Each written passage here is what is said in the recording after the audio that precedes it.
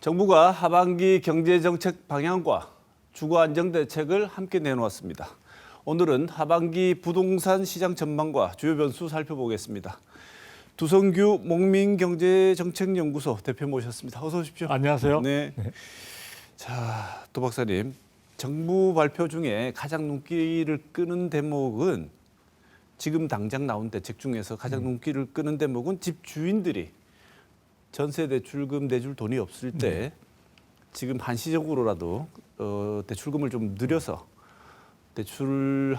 대출금을 내줄 수 있는 금액을 만들어줘서 네. 역전세난이라고 불리는 네, 것을 네. 완화할 수 있는 이런 대책을 내놓은 것 같은데 이 규제가 이제 1년간 완화가 됐습니다. 그렇죠. 이 완화된 역전세난 대책 어떻게 평가하십니까? 네, 지금 뭐 벌써는 역전세 난 자체가 우리가 뭐 쉽게 경험하는 부분들은 아닌데요. 우리나라처럼 부동산 시장이 이렇게 변동성이 강한 나라도 잘 없는 것 같습니다. 그래서 2020년도에 이제 임대차 3법을 개정하고 그 여파로 인해서 2021년도까지 전세 가격이 참 많이 올랐습니다. 많이 올랐는데 그 이어서 이제 고금리 시대가 진입이 되면서 2022년도를 중심으로 해서 가격이 하락하기 시작했고 지금까지도 이제 하락하고 있는 상황이죠. 중요한 것은 이 역전세난이라는 것은 기존의 전세 가격보다 새롭게 이제 전세를 맞이하려고 할 때 가격이 많이 떨어져 있는 경우에 실질적으로 그동안 전세 보증금을 집주인이 반환하기가 쉽지 않은 상황에 놓여 있는 것을 이야기하게 되는데요. 그런 부분들과 함께 사실은 아까 말씀드린 그 2020년도에 부분에서 전세 가격이 많이 올랐던 부분이 굉장히 급락하면서 그 이후에 그 고점에 있어서 만기가 됐던 전세가 지금 만기가 올해 하반기 그리고 내년 상반기에 각각 한 150조씩 해서 300조 정도가 지금 전세 보증금 만기가 돌아오는 상황입니다. 그런데 그 가운데 있어서 상당수가 전세 가격이 많이 떨어진 상황이다 보니까 전세 보증금을 온전히 돌려주기가 힘든 상황이고 그것이 전국적으로 퍼져가고 있는데요. 유독 그 가운데 있어서도 지금 대구 지역의 상황은 더욱더 심각하다고 볼 수 있습니다. 네. 그래서 대구 지역 같은 경우에는 지금 기존 전세에서 만기가 돌아오는 전세의 약 90% 이상이 역전세 속에 지금 포함이 되고 있는 것으로 알려져 있고요. 실질적으로 역전세 같은 경우에 돌려줘야 될 금액이 그 새롭게 맞이하게 되는 그 전세금보다 기존 전세금이 훨씬 더 높은 경우를 이야기하는데 그 차액 정도가 보통 한 7천만 원에서 8천만 원 사이가 주로 많은 것으로 이제 알려지고 있습니다. 그래서 그런 금액 부분이 제대로 이제 돌려주지 못하는 상황이 될 때 기존에 있는 세입자는 그쪽을 이주를 하지도 못하는 상황이고 또 그것으로 인해서 이제 갈등이 많이 나오는 가운데 기존 집주인은 집을 처분해야 되는 상황까지 가는 상황이 되고 있고 그 부분이 전국적으로 확산이 되면서 사회 문제화되고 있는 측면들이 있는 것이죠. 그래서 정부는 그 상황이 예사롭지 않다고 보고 그런 부분에 대해서 집주인들이 어느 정도 이미 지금 만기가 됐고 그다음에 이제 그 부분과 관련해서 실질적으로 그 부분을 돌려주려고 정부가 많이 애쓰고 있지만 역전세난에 그 속해 있는 그런 상황으로서 적절하게 지원이 필요하다고 생각되는 그리고 후속되는 세입자를 확보하지 못한 그런 난감한 처지의 집주인들에게 지금 말씀하신 대로 1년간 그 전세 보증금 부분에 차액 부분, 새롭게 그 후속 세입자와 기존 세입자 간의 전세 보증금의 그 차액 부분을 돌려주는 것을 기본 원칙으로 해서 이번에 제도를 도입하게 된 것입니다. 네. 그래서 흔히 듣게 되는 얘기가 지금 전세금 반환이 어려워진 집주인들한테 대출 DSR 네. 40%에서 DTI 60%로 바뀐다는데 네. 보통 우리가 익숙하지 않거든요. 네, DSR, DTI 어떤 겁니까? 네, 그래서 지금 대출의 허용 범위를 좀 넓혀준다 이렇게 쉽게 생각하시면 되는데요. DSR이라는 것은 총부채 원리금 상환 비율이라고 해서 기존에 이제 그 대출을 받는 분의 연간 소득 대비해서 실질적으로 주택담보대출과 관련되는 대출의 원리금 금액과 대출 갚는 금액과 그다음에 기타 대출, 뭐 다양한 신용대출이든지 이런 부분에 대한 원리금을 기본적으로 합친 부분 비율이 40%를 넘지 못하는 게 이제 DSR 40% 규제라고 볼 수 있습니다. 그러다 보니까 기존에 있어서 사실은 연간 소득이 어느 정도 제한된 경우에 있어서 추가적인 대출 자체가 굉장히 힘든 그런 상황이 있었는데요. 그 부분들을 기존의 논의 속에서는 DSR 부분에 대한 규정을 40%에서 한 60% 정도로 조금 확대하자는 논의가 많이 있었지만 정부는 그런 부분에 있어서는 자칫하면 또 주택담보대출 비율 부분을 조정해야 되는 그런 측면들이 부분들이 있다 보니까 이번에 총부채 상환 비율이라고 해서 DTI라고 되어 있습니다. 그래서 뎁 투 인컴이라고 되어 있는데 그 부분을 조금 60% 그러니까 지금 아마 특례 보금자리론 부분과 관련된 어떤 그 규제 부분의 어떤 규정과 비슷하다고 볼 수 있는데요. 그런 쪽이 60%로 이제 그 규제를 갖다 좀 완화한 겁니다. 그래서 그 차이는 뭐냐면요. 지금 주택담보대출과 관련된 그 연간 소득에 대해서 주택담보대출과 관련된 원리금 부분의 비중은 마찬가지인데 기타 대출에 있어서는 기본적으로 DSR은 원금까지 포함시키는 데 비해서 사실 DTI 같은 경우에 있어서는 이자만 포함시키는 거기 때문에 조금 여유 있게 대출을 할 수 있다. 그래서 그걸 제가 약간 그 시뮬레이션 한 부분에 대한 것을 보게 되면요.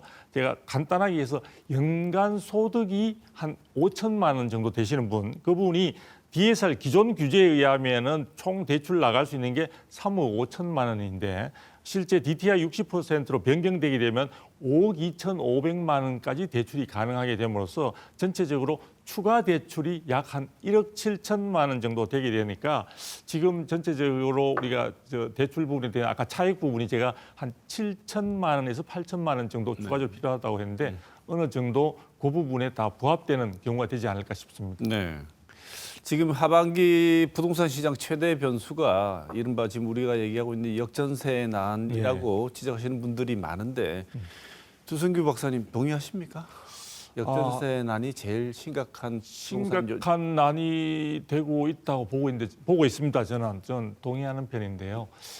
지금 역전세라는 것은 우리가 이제 주거생활 의식주 가운데 가장 필요한 주거생활과 연관이 돼 있고 또 일반적으로 서민이라든지 이런 쪽에 있어서 주거 안정과 굉장히 밀접한 연관이 있는 그런 문제라고 볼 수 있습니다. 그래서 이 역전세 부분에서 말씀드린 대로 지금 아파트 등 주택 같은 경우에 있어서 전체적으로 하반기 아까 말씀드린 150조 정도의 전세 보증금 만기가 돌아오고 있는 상황이고 내년에도 상반기 중으로 150조 정도가 돌아온다고 하고 빌라 같은 경우에 있어서는 더욱더 지금 심각한 상황으로 되어 있습니다.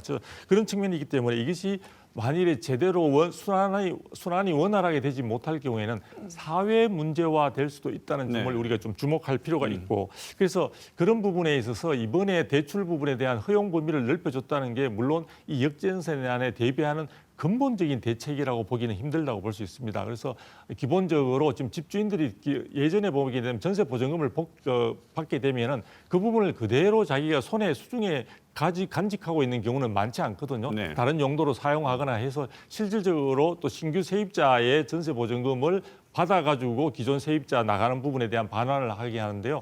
그런 부분들이 이제 전세 가격이 상승하는 상승기에는 상관이 없지만 하락기에는 지금과 같은 이런 사회 문제가 될 수 있는 여지가 있는 상황이고 그 규모가 앞으로 더욱더 확대될 가능성이 있기 때문에 아마 정부가 이런 방안에 나온 것 같고요. 아까 말씀드린 대로 응급조치라는 성격에 가까울 정도로 지금 이 부분에 대해서 정부도 지금 집중적으로 관심을 두고 있습니다. 근데 제일 중요한 부분은요. 지금 많은 언론이나 전문가분들이 나오셔서 이야기할 때 이 부분들을 왜 집주인들에게 본인들이 당연히 돌려줘야 될 어떤 그런 의무사항인데 그 부분에 대해서 정부가 지원을 하느냐라고 이야기를 하는데요.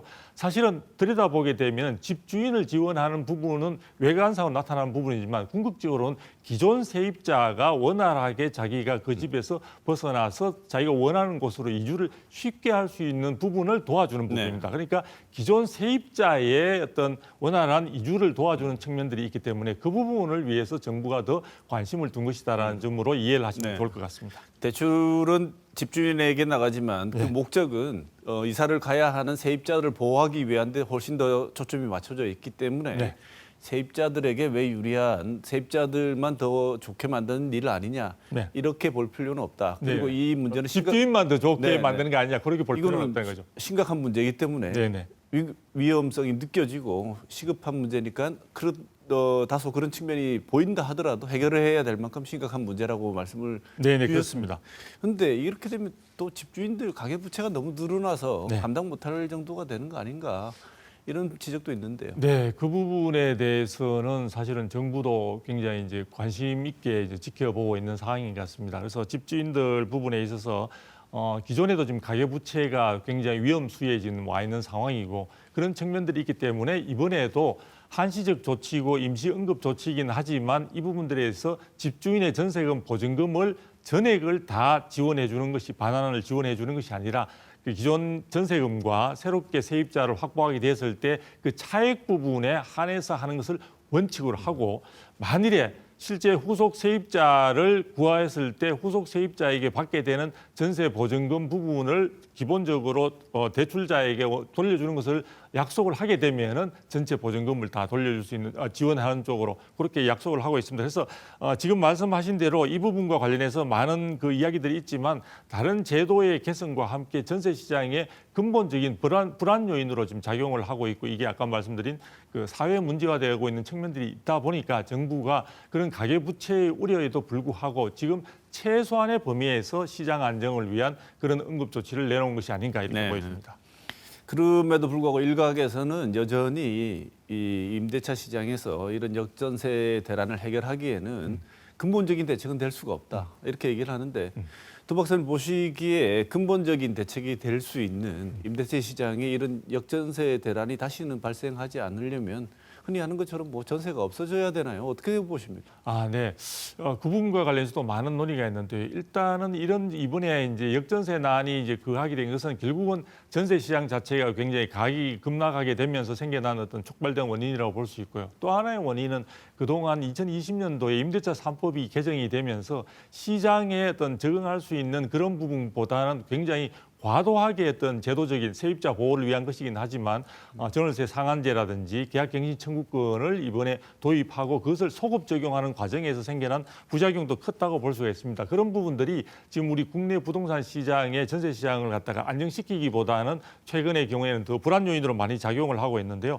그런 과정 속에서 우리가 선진국의 상황들을 갖다 보다 좀 면밀하게 살펴봐야 되는 측면들도 있고, 그 부분에 대한 긍정적인 부분들을 참고해서 해야 되는 부분이 있는데요. 우리나라에만 있다고 하는 독특한 이 전세 제도 부분에 대해서도 지금 많은 사람들이 좀 오해하고 있는 측면들이 있는데, 우리가 일반적으로 이야기하고 있는 전세라는 것은 정확하게 이야기하게 되면 임대차라고 볼 수 있습니다. 우리가 법적인 그 근거에서 바탕에서 본다면 하나의 채권 분야에 속하는 계약의 일종이라고 볼 수 있는데요.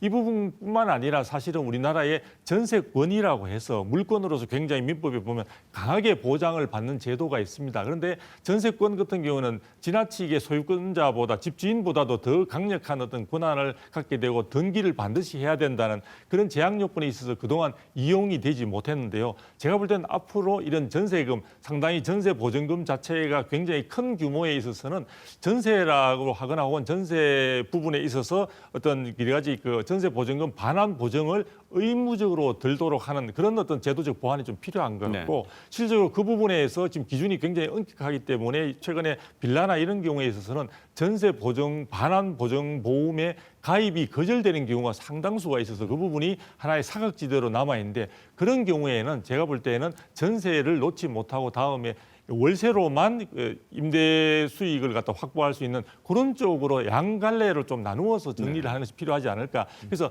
이런 부분 이외에도 많은 전문가들이 이 부분에 대해서는 굉장히 관심을 두고 있으니까 사회적 공론화를 거쳐서 충분히 전세 제도 부분을 갖다가 단순히 배척할 것이 아니라, 이번에 문제가 있었지만 이것은 제가 볼 때는 일시적인 현상이라고 저는 보는 측면들이 있기 때문에 어느 정도 이 부분과 관련해서 향후에 전세 제도가 제대로 자리를 잡도록 하고, 그다음에 월세 부분에 있어서 근데 지금 선진국에서는 대부분 월세 형태로 하고 있으니까 그 부분에 가지고 있는 시장의 장단점들을 다 비교해서 어느 정도 시장에서 전월세 제도 자체가 제대로 정착될 수 있는 방안에 우리가 사회적 지혜를 좀 모아야 되지 않을까 싶습니다. 충분히 제도적 개선을 통해서 전세 제도 자체는 유지가 가능하다고도 보시는군요. 네네.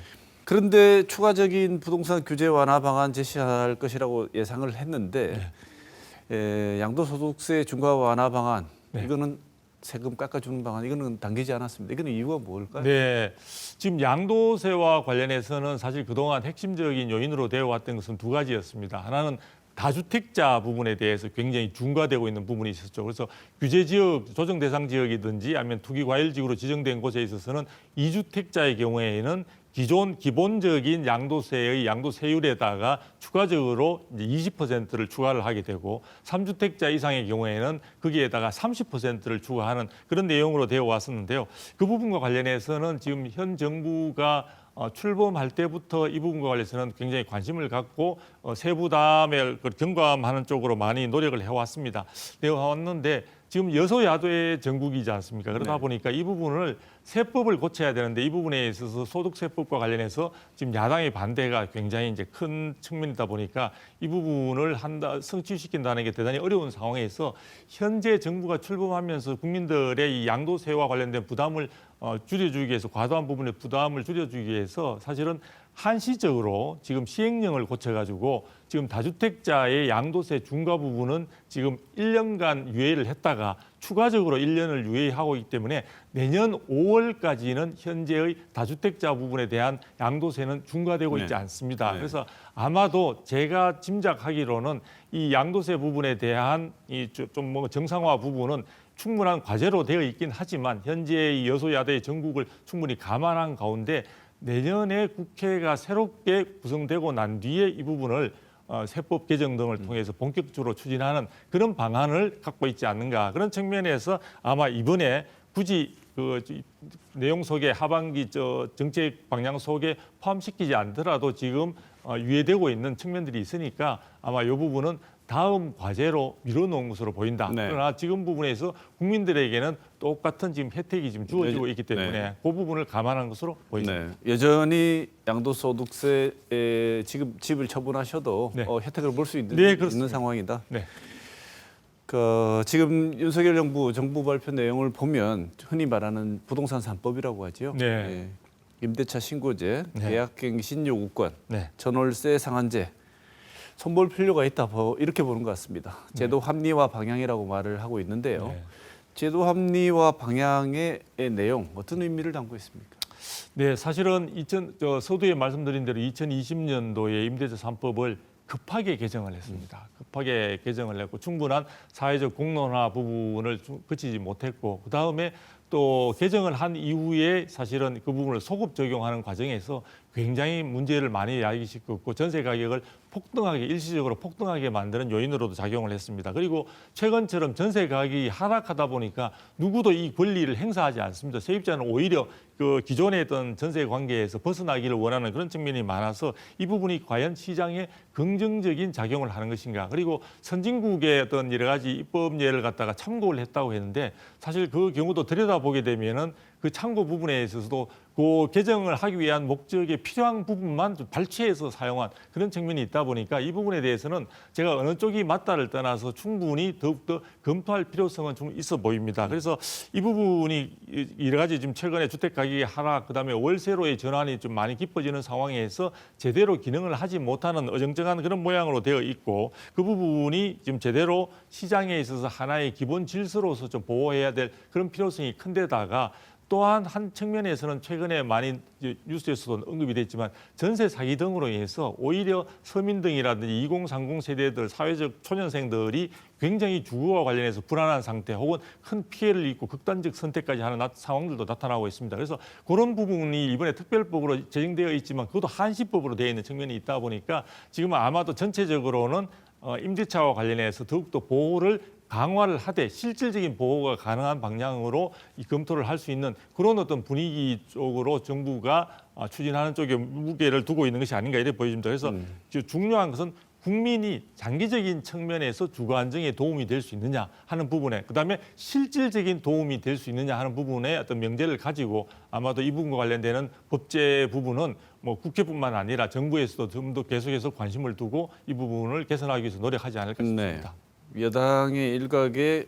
다소 이렇게 과격하신 분들 주장은 3법 없애야 된다고 하시는 분들도 있는 것 같은데 수승규 박사님 보시기에는 이게 없앨 만큼 악법인가요? 아니면 아니. 제도 자체를 보완을 해서 반드시 유지를 해야 된다고 보십니까? 저는 이제 예를 들어 이제 그 주택임대차 보호법 상에 전월세 상한제 같은 경우에도 저는 없앤다 안 한다 보다는 제가 볼 때는 세입자 보호를 위해서 조금 제도 부분을 대상자를 어느 정도 좀 한정할 필요도 있는 것 같고 그 다음에 전월세 상한제 상한선 자체 가이드라인이 지나치게 경직되게 아주 협소하게 돼 있습니다. 그래서 지금 뭐 독일 경우를 참고했다고 지금 현재 야당으로 되어 있는 민주당에서 그동안 많이 주장을 했었는데요. 독일 같은 경우에도 여러 가지 상황에 따라 한 20%가 우리는 연간 5%로 되어 있는데 그런 부분들을 좀 조율한다든지 그래서 그 내용 부분을 우리가 조금 더 현실에 맞게 조정하는 부분들 그리고 필요하다면은 폐지 부분까지 충분히 검토할 수 있는데 이 부분을 제가 볼 때는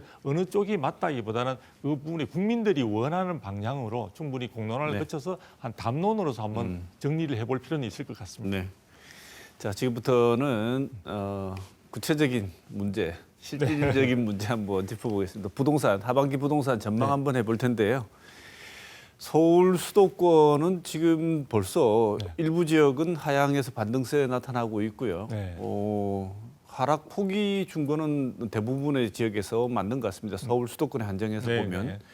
그런데 대구 지역은 상황이 그렇지 않습니다. 그래서 흔히 말하는 지역별 부동산 양극화 현상이 네. 일어나고 있다고 하는데 이런 양극화 현상 어떻게 보시고 계속 지속될 것으로 예상이 되시는지요?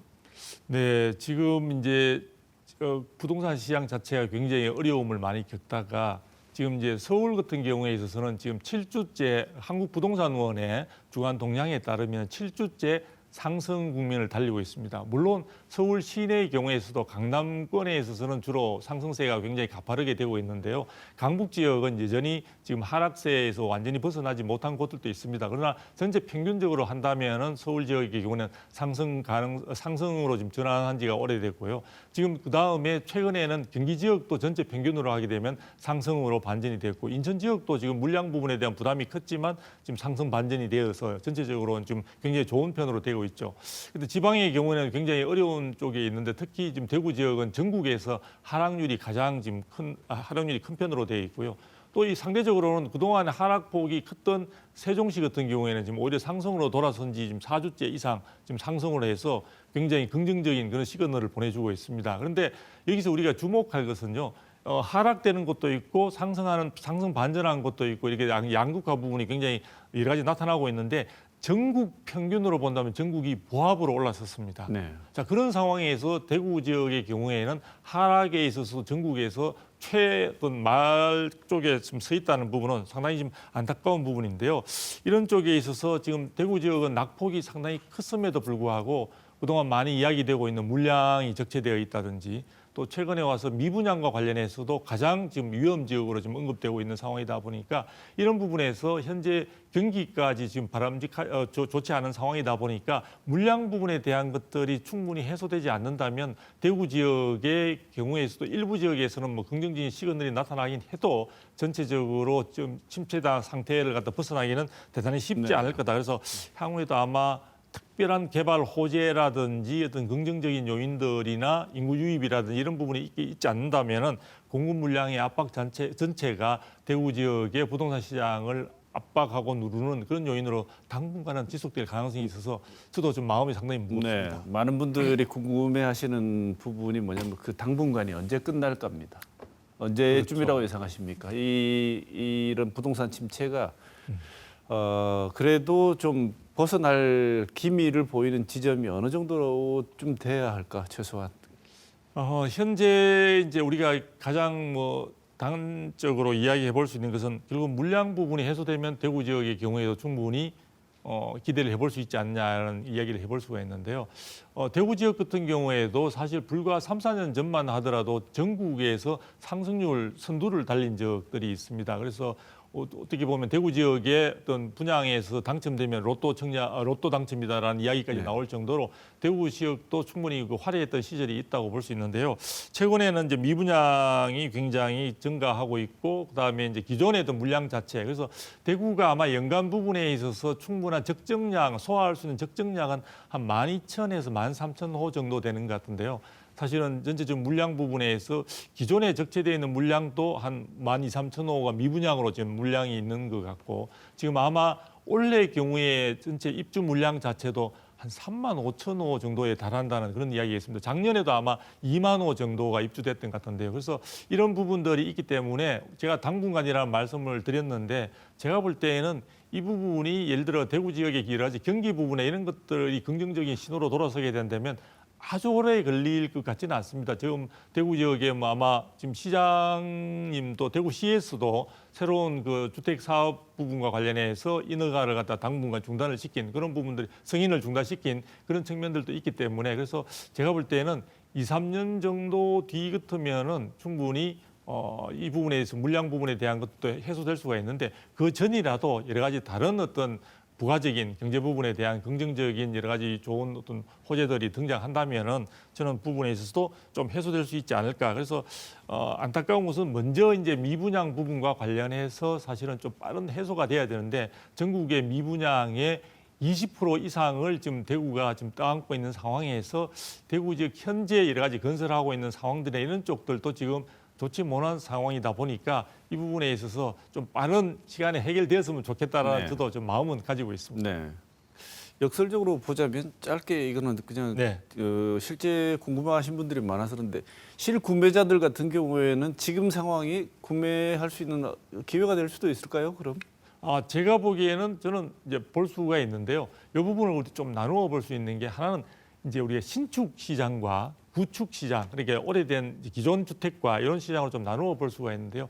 현재 부동산 시장에 있어 지금 대구 지역 같은 경우에는 기존 주택의 가격 회복은 상당히 시간이 더 걸릴 가능성도 있다고 볼 수 있습니다. 그런데 신축 같은 경우에는 최근에 여러 가지 어떤 원자재 가격 상승이라든지 건설 인건비 상승 등으로 해서 분양가가 전체적으로 오르고 있는 상황입니다. 네. 그 분양가 상한제가 적용되는 경우조차도 분양가 부분이 굉장히 오르고 있는 상황이기 때문에 대구 지역 경우에 있어서도 3, 4년 뒤, 즉 장기적으로 실수요적인 어떤 그런 성격을 갖고 있다고 한다면은 지금 현재의 분양가에서 여러 가지 분양 조건 자체도 지금 이자라든지 대출 이자라든지 이런 쪽을 무이자로 한다든지 새로운 어떤 그 분양가 할인 정도도 아마 지금 대구 지역에는 많이 나오고 있는 것 같은데 그래서 조금 중장기적으로 본다면 대구 지역의 신축 중심으로 해서 여러 가지 어떤 주변 상황들이 괜찮은 곳에서는 어느 정도 긍정적 검토도 가능하지 않을까 네. 보고 있습니다. 네. 최근에 부동산 관련해서 또 그렇지만 금융 관련해서 새마을금고 얘기 네, 자주 네. 나오고 있습니다. 새마을금고가 위험하다는 하게 된 근본적인 이유가 네. 부동산 PF 대출을 과도하게 집행을 해서 대출금이 너무 늘어났는데 부동산 경기 안 좋다 보니까 대출금 회수가 안 돼가지고 네, 네, 연체율이 늘어나고 해서 일부에서는 또 그 뱅크런 비슷한 현상도 네, 네, 네. 보이고 있다고 하는데요. 네. 두 박사님 보시기에 이게 부동산으로 촉발된 새마을금고 위기 이게 뭐 심화될 가능성이 얼마나 있다고 보시는지 그리고 대구 지역 새마을금고 어떻게 보십니까? 네. 지금 새마을금고 관련되는 대출 부분에 대한 여러 가지 위기 상황은 관리 주체인 그 행안부가 나서서 여러 가지 이제 기자회견까지 할 정도로 해서 지금 상당히 심각한 상황에 이미 도달해 있는 것 같습니다. 그래서 지금 이제 그 부동산 시장에서 지금 여러 가지 사업을 추진하기 위한 자금 마련 조달 과정에 있어서 지금 부동산 그 PF와 관련해서 부실화가 지금 진행이 많이 되고 있는데요. 지금 전체 금융권으로 본다면은 정권사들이 지금 가장 위기에 지금 직면해 있는 상황이고 지금 새마을금고 같은 경우에는 지역 새마을금고들이 사실은 충분한 그 고금리 시절의 어떤 금리 부분과 관련해서 충분히 수익을 확보하고 할 수 있는 상황들이 없는 데다가 지금 중견업체 이하의 건설업체들이 자금 조달 과정들이 지금 일반 기존 어떤 그 은행권이라든지 제1금융권에서 쉽지 않다 보니까 새마을금고로 달려가고 새마을금고에서는 충분히 그런 부분들에서 수익성을 창출할 수 있는 대규모 어떤 그런 건축 단지나 이런 부분들에 있어서 대출 부분에 대한 좀 집중이 되었던 것 같습니다. 그런 부분이 이제 맞물리면서 있다가 지금 여러 가지 건설 경기가 굉장히 어려워지고 있는 상황에서 이런 부분들이 굉장히 이제 지금 어려움으로 돼 있고 그 건설 회사들의 대출을 해간 쪽에 있어서 결국은 이 부분 자금 부분을 갖다가 반환이 용이하지 못한 상황이 되다 보니까 연체율 부분으로 증가해서 위험성이 지금 높아지고 있는 상황이죠. 그래서 지금 새마을금고 같은 경우에는 연체율 자체가 지금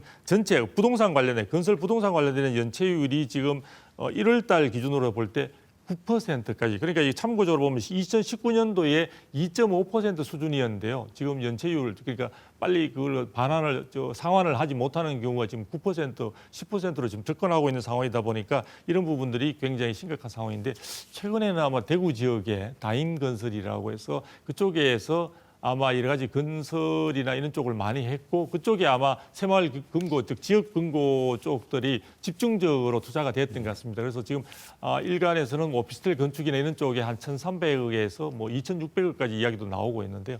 이런 부분들이 사실 새마을 금고로서는 수익성을 창출하는데 굉장히 긍정적인 그런 단지고 보니까 아마 새마을금고가 대출을 하는 데 있어서도 한 사업 단지에 100억 이상을 하지 못하도록 되어 있는데 그러다 보니까 여러 가지 그 지역에 있는 금고들이 새마을금고들이 합쳐서 우리가 뭐 짬짬이 비슷하게 그렇게 합쳐서 실제로 그 투자를 한 것으로 보여지고 그러다 보니까 그 부분들이 굉장히 지역 경제에 좀 부담으로 작용을 하고 있는 것 같습니다. 그런데 제가 조금 말씀드리고 싶은 것은 이 부분과 관련해서 위기 상황이라는 것을 지금 행안부든 또 금융당국에서도 이 부분을 인지를 하고 있고 그 부분과 관련해서 굉장히 그 새마을금고 중앙 쪽에 있어서도 이 부분과 관련해서 내부적으로도 지금 점검을 하고 있는 것 같습니다. 그래서 이 부분과 관련해서 아까 말씀하신 뱅크런처럼 그렇게 많은 분들이 과거에 또 우리 저축은행 위기도 있었지 않습니까? 그렇게까지 생각할 것은 아닌 것 같고요.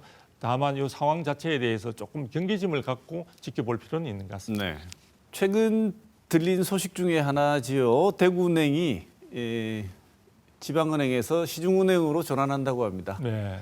두승규 박사님 보시기에 이 전환이 어떤 의미가 있는지 짧게 정리를 좀 해주시죠. 네, 대구은행이 실제로 시중은행으로 전환된다는 저도 소식을 듣고 상당히 반가웠고 저는 긍정적으로 생각을 하고 있습니다. 지금 기존의 시중은행이 보면 어떻게 보면 과점 형태로 되어 있는 부분들이 있는데 거기에 대구은행이 같이 이제 진입을 함으로써 아마 동아은행 이후로 한 30년 만에 진입을 하는 것 같습니다. 이렇게 이제 지금 금융당국에서도 상당히 긍정적으로 기대를 많이 모으고 있는 것 같은데요. 대구은행으로서는 이런 부분에 있어서 새로운 경쟁력도 확보하고 새로운 시장을 갖다 확대하는 측면에서 굉장히 긍정적인 요소라고 볼 수가 있습니다. 다만 대구은행이 이런 부분들을 긍정적인 뉴스로서 충분히 확보하기 위해서는 실제로 새로운 시장에 뛰어드는 만큼 아마도 경쟁이 더 치열할 것이고 그런 측면에서 또 한편에서는 집토끼를 그동안 지키고 있다가 이제 산토끼까지 쫓아야 되는 상황에서 자칫하면은 집토끼를 또 놓치는 그런 부분들의 우를 범하지 않은 측면도 있다 보니 있어야 될 것으로 보여집니다. 그래서 어쨌든 긍정적으로 저는 대구은행이 새로운 시장에서 새로운 부분에 대한 도약을 위한 첫걸음을 내딛는 것인가 아닌가 싶어서 저는 지금 굉장히 반가운 뉴스로 듣고 있습니다. 네. 구체적으로 실행이 되고 난 뒤에 어떤 일들이 벌어질지 한번 지켜보도록 하죠. 예. 자, 시간이 다 됐습니다. 여러 하실 말씀이 있으시겠지만 부동산 정책과 관련해서 지방정부, 중앙정부 이것만은 좀 부탁하고 싶다 하시는 말씀이 있으면 끝으로 듣고 오늘 이야기를 마쳐야 될 것 같습니다. 그동안의 부동산 정책에 대해서는 역대 정부들도 많이 신경을 써왔고 지금 정부도 마찬가지입니다. 그러나 시간이 많이 지나면서 실질적으로 지금 주택시장에 있어서 혹은 부동산 시장에 있어서 정책의 핵심은 가격 안정에 두어지는 측면들이 많아서 좀 안타까운데요.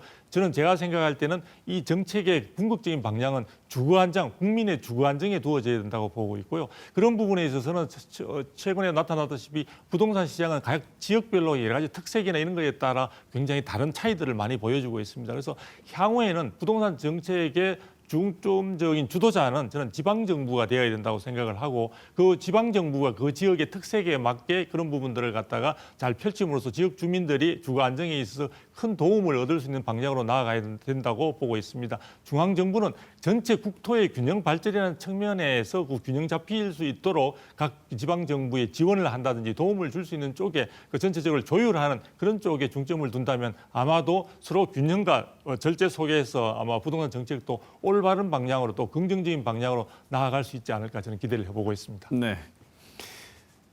오늘 덕후와이드 두성규 목민경제정책연구소 대표 모시고 하반기 부동산 주요 변수와 전망에 대해서 말씀 나눠봤습니다. 오늘 말씀 감사드립니다. 고맙습니다. 네, 감사합니다.